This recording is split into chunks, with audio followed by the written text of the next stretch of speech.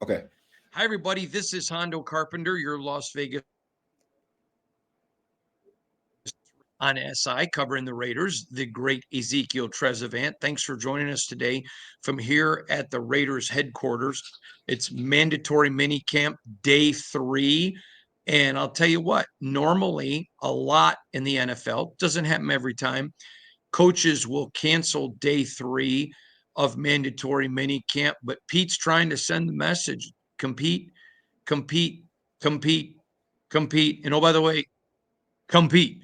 And I love that. I think it's great. In fact, I tweeted out on social media and Instagram and all that a picture where the players walk in the building and Pete had put up there, always compete. Zeke, that has certainly been the motto of OTAs and very much so in mandatory minicamp. Would love your thoughts. Yes, sir. Not just the model; they're living it, right? They're and you can tell, you can sense it, and that should only lead to the betterment of the team. I think the guys are excited about it. I think that's how you make sure that that energy that you see every day in practice, it's not fake, because they know they have to go out and produce. They have to go out and compete with each other. So, and I also kind of to what you're just talking about, day 3. I agree with the decision. Honestly, I'm happy that he did have the practice today.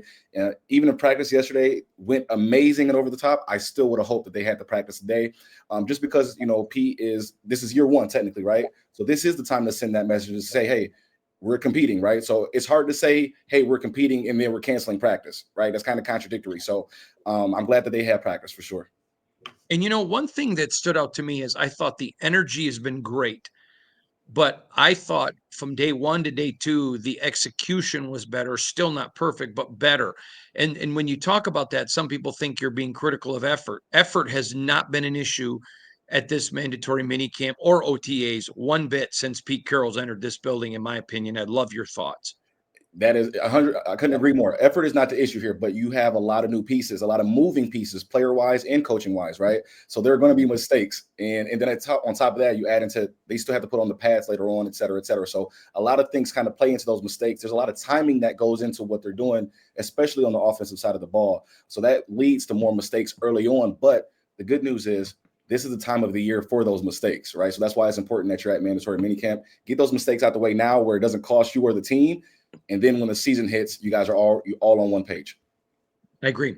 Zeke, something else I wanted to hit you with that has stood out to me is, you hear a lot of coaches say everybody's equal, and then you watch practice and it's not that way.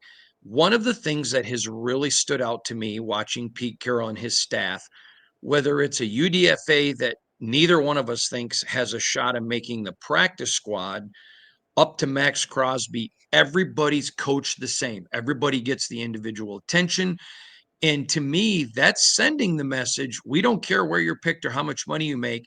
Best players going to play, compete, compete, compete. I wanted to watch that closely because, actions speak louder than words. And Pete Carroll's actions match his words.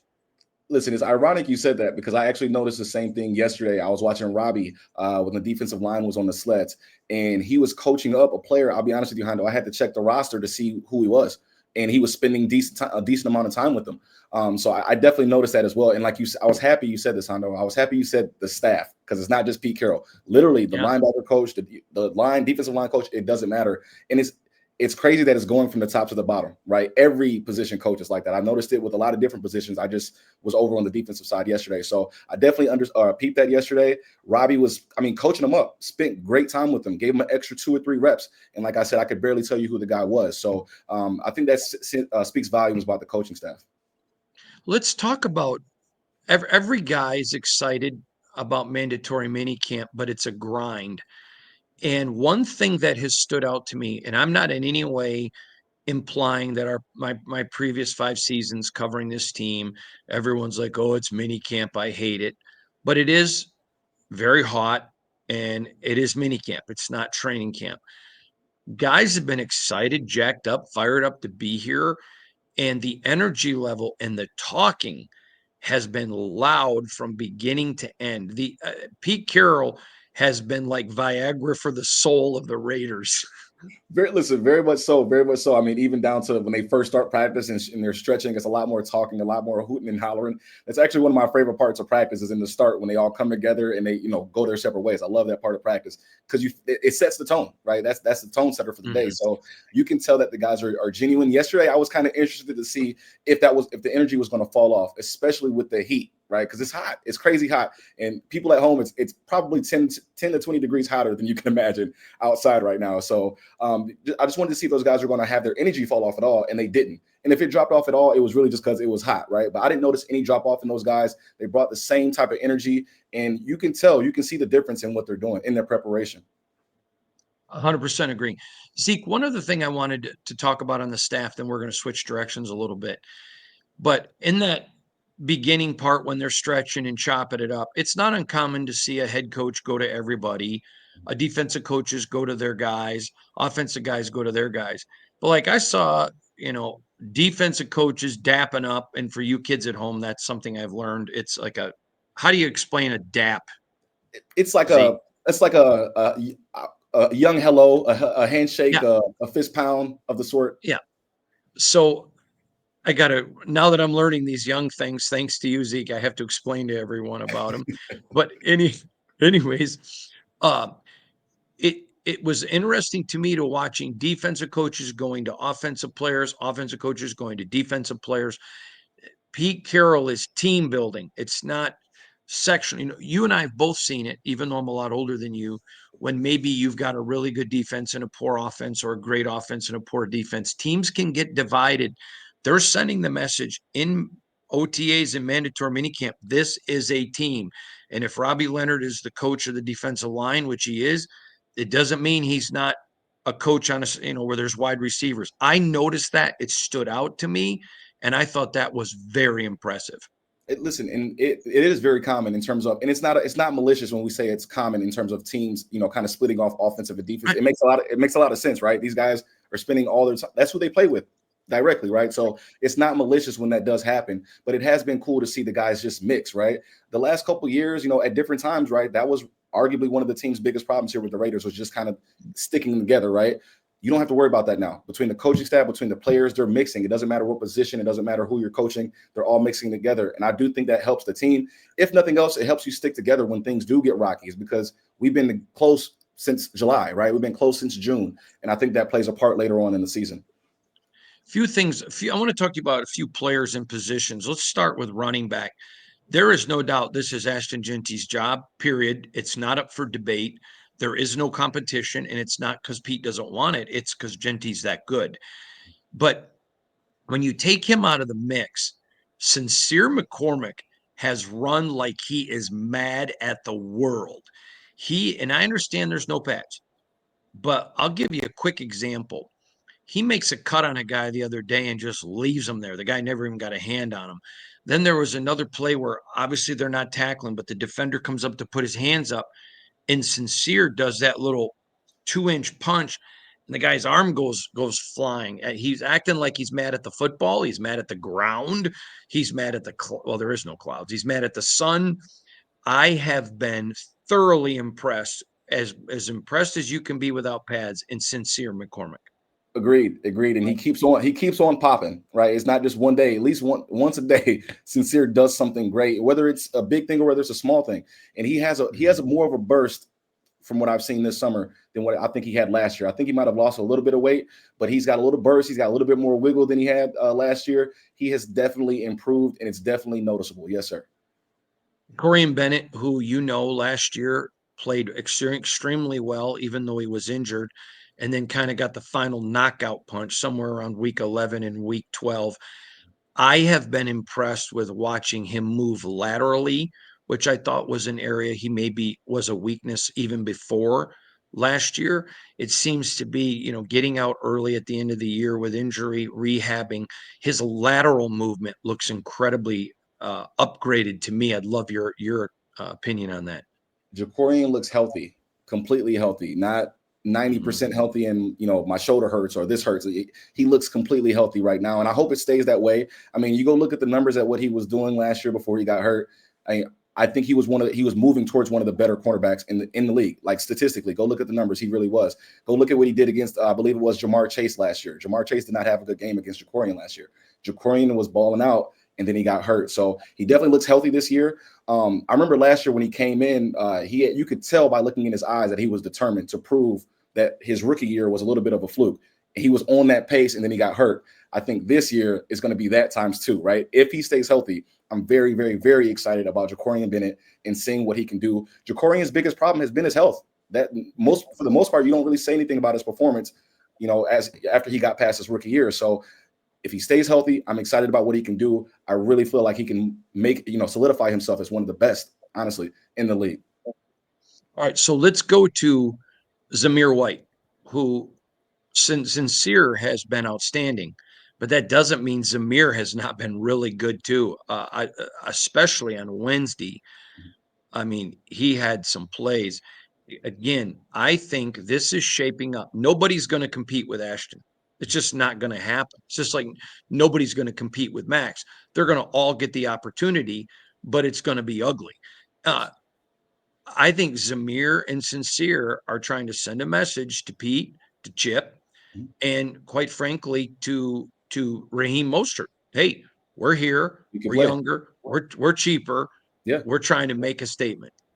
I couldn't agree more, right? And listen, as much as I love Zamir, he needed to improve on some things last year, and I feel like from what I've seen the last couple of days, he's kind of improved on those. I saw Zamir hitting cuts in the hole that maybe he wasn't hitting last year. He looks to be a little bit against slender. He looks faster. Zamir does. I saw a play yesterday where he turned on the speed after he got past the line of scrimmage, and even I was surprised. So he looks good. Listen, I'll be interested after everything we saw yesterday, the variety that we saw yesterday, I'd be interested to see what Chip Kelly can do in terms of drawing up plays to have one or two running backs in the game at the same time. You never know because Chip has such a deep playbook. So I would be interested to see what he can do with that. But Zamir looks good. Sincere looks good. They all look really good out there. I can't lie. So I hope Zamir keeps it up. He looks like he has a little bit of a chip on his shoulder as well. I hope he does. And I feel like if he does, he's going to perform well when he has those opportunities. Now, let's give a caveat to the listeners and remind them there's no pads. And so the things that we're judging now are things that are non-pad required, like the way Sincere got rid of that, did that. It wasn't even a stiff arm, it was a stiff punch. Those are things that you watch analytically. I want to talk to you about the tight end position. They're loaded. They've got 4 legitimate tight ends. Obviously, we know Brock and Mayer. I predicted in my 53-man roster projection they would keep 3 tight ends. I still think that's the number, and I still think and stand by Ian Thomas is that guy. However, Kadir Ismail in OTAs and Kadir Ismail in minicamp, he looks the part, he's playing the part, and he's over here saying, hey, let's run some 12 and 13 packages, which means 1 running back and 2 or 3 tight ends, and give me a shot. I like the youngster, and that battle for the 3rd tight end, I think, is going to be really big. Huge. And like you said, they are 4 deep. You almost took the words right out of my mouth, Hondo. They are 4 deep, and you got to think about with all the tight end help that they have, it's like they can do so many different things with them. Ian looked good yesterday from what I saw. I mean, they were lining them up at a lot of different places. I think it's going to be hard to stop 2 or 3 tight ends on the field because they're so deep at the position, right? And then obviously you got the 4th one if you need. So all of those guys look good out there. I'm really excited, really just about Chip. I said it a second ago, but Chip, they've given Chip so many toys to play with, including the Ian, and 3rd and 4th tight end on the roster. So Chip he's gonna work his magic this season because they're so deep at a lot of different skill positions. All right, let's just talk about the elephant in the room, Dante Thornton. This kid, all over the field, and you can tell by the amount of coaching, all the different places where they're using him, who he's running with. Just this guy has a real shot to be special. That size and that speed. Now, listen, in the interest of full disclosure, you and I both like Trey. Great guy, great kid, and he's wonderful. And there's nothing about Trey Tucker not to like. This is just a simple message that he's probably a little faster than Trey because he's 4.3 flat. and he's 6'6". I mean, come on now. You can think of a lot of things Dante Thornton can do, like a fade in the end zone. Fading the end zone, running across the middle, catching it without being scared of getting hit. He's every bit of that 6'6" is what I tell you. He's huge and he's fast too, right? And I think that's what's gonna. I mean, you're already gonna be dealing with Brock Bowers, huge and fast guy, right there. You got Jacoby. It's gonna be hard, and then Thornton. I mean, man, big, and you usually don't see guys that big run that fast. And I think that's going to be the fun thing to see. I think he's going to be the one person that kind of helps push the offense to another level, right? So, and like you said about Trey looks good too. I was looking at Trey all day yesterday. He looks good. He looks better than last year. He looks quicker. He looks more crisp. But Thornton, man, get ready, Raider Nation, get ready.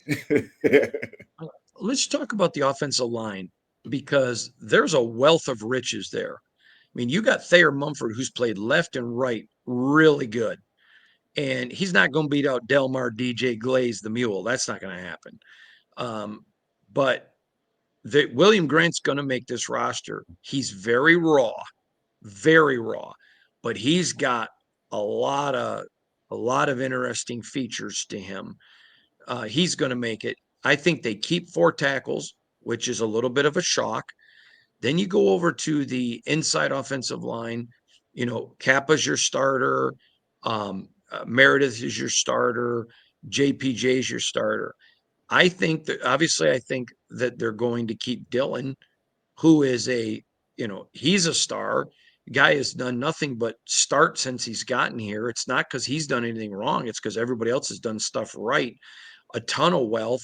And then you got another rookie that's going to make it in Caleb Rogers. This is a loaded, it's just young, but this is a loaded offensive line. And I think they're taking a lot of criticism that, to me, is just completely unfair. If you disagree, you're welcome to give that opinion. But I don't understand the hate.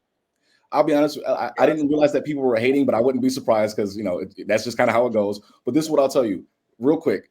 All of those guys that you named, great. But 1 second, let me give a shout out to John Spytek, because if you notice what he's doing, the depth is there. Look at the depth; it's there, right? So yeah, there's going to be varying levels of talent there. Don't get me wrong. Obviously, that's how it goes in any sport. But you can't lie about the depth that's there. So then you add into the fact that whatever deficiencies that the rookies may have or any other player on the offensive line has, that's where development comes in. Right. That's where the coaching staff comes in. And I think they're going to coach those guys up. They've got the players, in my opinion, across the board. Whether you're talking about starters, whether you're talking about backups, they have those guys on the offensive line. I personally think this might be the best and the deepest offensive line they've had in at least the last 2 to 3 years. And it's a lot to be excited about. So at least this year, you don't have to worry about, hey, we lost an offensive lineman, now everything's going downhill, right? No, we lost an offensive lineman, plug and play, and let's go play football. And I think that's where they're at. And again, shout out to John Spytek. All right, we're going to talk about some quarterback stuff here for a minute. Geno Smith. Wow. This is my 6'1", and he looks better than anybody they've had, period. And I don't want to hear Hondo hates Derek, because that's not true. I consider Derek a friend, got a good relationship with him. Geno is just smooth, man. He is smooth. He is as cool as the other side of the pillow, to quote our boy Q. I love him. He's just so smooth with the football, and he knows when to zip it. He knows when to put touch. He has a much quicker release than I thought. I'm a little bit surprised. In fact, I've watched a lot of film of him. I think he's really worked on his release, because I've watched him put some darts in there. I have been incredibly impressed with Geno Smith. I agree in terms of the eye test, but what I like even more about Geno is how his teammates talk about him, right? And specifically what really caught me, and everybody has spoken on Geno, right? He's the new starting quarterback, but specifically JPJ. When we asked JPJ about him, JPJ lit up, and he said specifically that Geno basically knows what everybody on the field is supposed to be doing, which some quarterbacks do, some quarterbacks don't, right? That goes such a long way on the field. I like how his teammates have responded, how his teammates talk about him. I think, if you look at how the team has talked about Geno, it's very different than other quarterbacks in the past. And like we always say, the players know, the players tell the truth. And I think we asked, I think it might have been Adam Butler that we asked yesterday, hey, what do you think about Geno? And Adam his face, it was a huge smile on his face. He lit up as well. So the proof is in the pudding. It's going to be exciting to see what he does, but he's very, very accurate as well. I think everybody agrees with that. Even when it seems like the ball might be a little bit out of place, he did that on purpose too, right? So if Yep. Geno's been looking good out there, I'm excited to see what he does. And listen, he's going to take this offense to the next level. A lot of the problems they've had over the last year or two shouldn't be there with Geno. Now you're going to have a different set of problems. Don't get me wrong; it's not going to be perfect, but Geno should eliminate a lot of the problems that they've had from the quarterback position over the last couple of years. All right. I do not know where this is coming from. In fact, you were in the room yesterday and here in the media room where we are right now. And I was asking people here, have any of you reported this? Because somewhere somebody is reporting there's a alleged quarterback controversy, and everyone in the room laughed like, who would say that? So I just want to make this definitively clear. If anyone is reporting that there is a QB controversy, they are not in this building, and they are either reporting for clicks or Reporting for clicks. yeah, I'm sorry. I'm sorry. I just didn't mean to pulling cut you. it out of their rear end because Pete's going to let them compete, and there ain't a competition. Hey, Aiden looks faster. He looks skinnier, or more buff is probably the better term because it wasn't fat. And I think he's looked fine. I think he's looked better, but he ain't Geno. And I've said that all along. He isn't. And whoever that reporting is coming from is balderdash and pure, unadulterated, uninformed ignorance. I'd love your thoughts. Listen, I could not have disputed that any better than you just did. If there is a quarterback controversy, that's news to everybody. I would say in this room and probably in the organization. So I don't know where that came from either. That from what I've noticed, that couldn't be further from the truth. That's all I'll say. That it couldn't be further from the truth. Yeah, yeah. I thought that was pretty funny. All right, let's turn to these special teams. I like these new rules. Daniel Carlson, I think he's frustrated that they change the rules every year, but I think he's a little bit excited. Field goals and extra points are going to be field goals and extra points. But kickoffs now, man, they're going to become an adventure. Yes. And he generally seems excited about it. And watching him practice it, it's pretty funny. Yes, listen, it has to add to his day, right? It gets to add a lot of excitement to his day, hell, to the special teams unit altogether, right? It changes the game, and that was part of the reason they changed the rules is to add to that excitement. But now you talk about logistics, excuse me, and that's where he's going to have the most fun. Carlson is so, like you said, I think anybody would get annoyed if rules just kept changing every year or two or however long it gets changed. But I think the fact that he gets to have a little bit more of an impact on the game potentially, I think that's exciting, and I think he's going to make that impact whenever he has the chance to. So it'll be interesting to see. All right, let's dig now. Obviously, we don't talk about any schematic stuff. That's part of our access. And so we would do nothing to hurt the Raiders. But Max gets a pick six yesterday when he deflects a screen, catches it and runs it in. Man, there was a lot of raucous joy. Him and JPJ got into a little brotherly tit for tat. No fights or anything, no, but just the energy level. I mean, Max Crosby's the best player in this organization. He's the best defensive player in the National Football League. He's looked at, but I got to tell you, for a guy that's always competing and always having fun, even when he wasn't having fun, he embraced the suck. He embraced the competition. I have never seen him as excited as he is right now. I think he can smell what Pete Carroll's cooking. 1,000%. He's been here through the ups and the downs, right? So he knows. Hey, at the very least, this is different, right? And I think for Max, that's exciting for him, and different in a good way because it could, it can go either way. I think it's different in a good way, and like you said, I feel like he believes in Pete because of everything that they probably discussed, but he also believes in Pete's history, right? Pete's history speaks for itself, and I think that goes a long way with the players. But Max looks good. You can feel his energy. You can feel that he's healthy, right? Again, fully healthy. And then everybody else feeds off of that. And then obviously, like you talked about that pick six yesterday, Max has had a lot of knockdowns on screens, including some last year. But this time, for him to come down with that catch and then take it back, I mean, that was good for everybody to see, and that just added to the energy. So, and like you said, him and JPJ going at it, like that should get the offensive line and the defensive line going, right? That's what it's all about. So there is definitely a lot of legitimate excitement around this organization right now.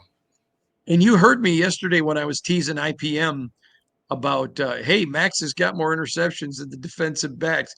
And he just kind of gave me that look. I mean, that's going to Yeah. spur them a little bit. Exactly. It gets everybody going, right? Because you got to think the opposing team has to worry about that now, right? If they throw another string, they got to worry about that, right? So it helps everybody out when hell the defensive line is getting pressure and they're getting sacks and they're getting an interception here and there. Like that makes the whole unit better and that makes you a threat no matter where you are in the field. So it's going to be interesting and be very, very fun to watch those guys play this year under Patrick Graham.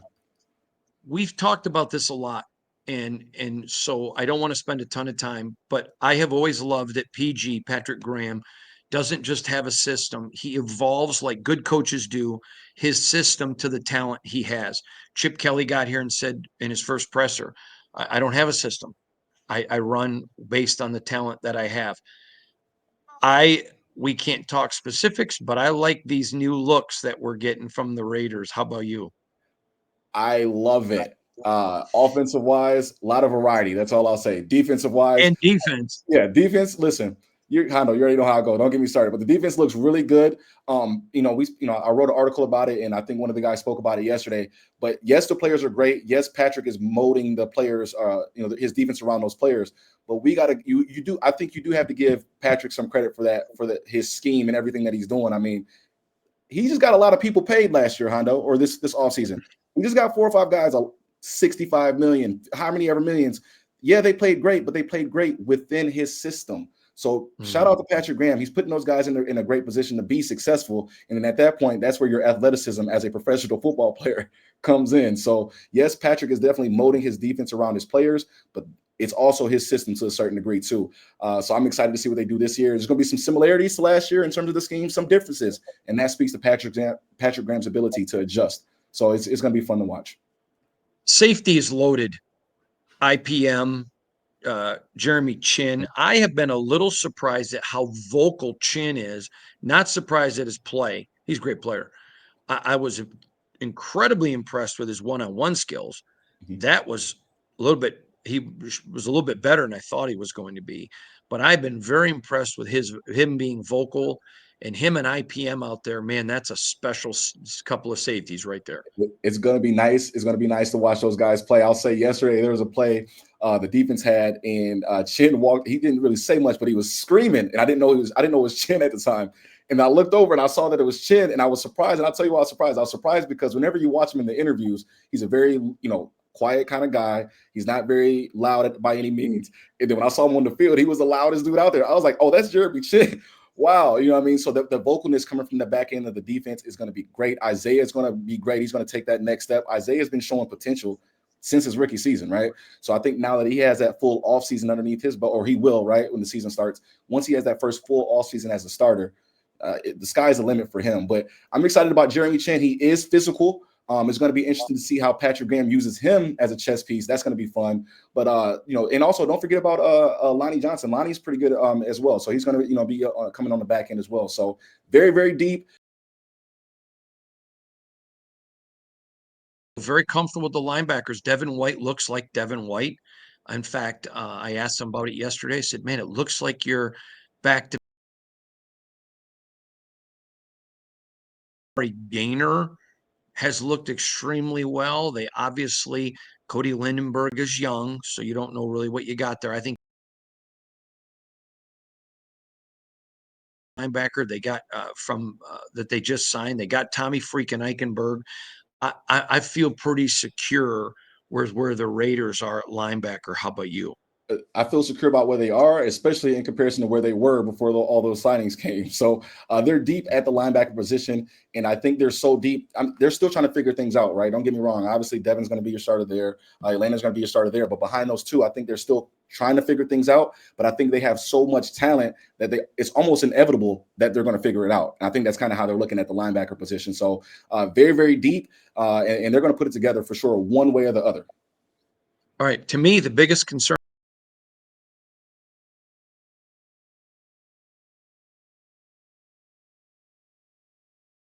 can stay healthy. So until he does, that's a fair question mark. Yeah. Darian talent there, but there's also, question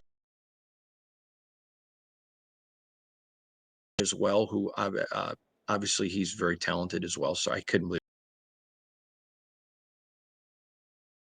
weak link is corner. Agree or disagree? Yeah, I agree, and I think it's their weakness, their biggest weakness, by a large margin, honestly, because again they're so deep at the other positions. But like you kind of Ja'Cory and stay Bennett, or can Ja'Cory and stay healthy? Excuse me. If he can, that answers the question, right? It's not can he play, it's can he stay healthy, right? Stokes, how does he look in a new defense? And again, I know he played most of the season last season, if not the whole season, if I'm not mistaken, but he also has injury history as well. Can he? So it's not a Porter thing, it's just rookies in the National Football League, right? That's just how it goes. So will be coming here soon. We'll see. But they definitely need to keep an eye on that position. I think they can probably use another body or two, and I think they probably will, depending on timing. And you talk about depth. Again, everyone expects Christian back for the start of the season, but Adam Butler has stepped up and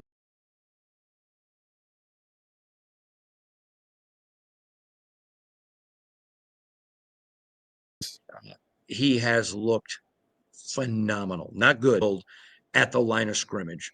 You build and you win or lose games. In the quarterbacks last year, well, the quarterbacks and running backs struggle, but they got so many guys that they can just go out there. Hey, go out there for 2 or 3 plays, keep so and so healthy. Roughly 6 weeks to training camp. It's hard to believe that it's part of our team. We certainly appreciate him, and we're grateful for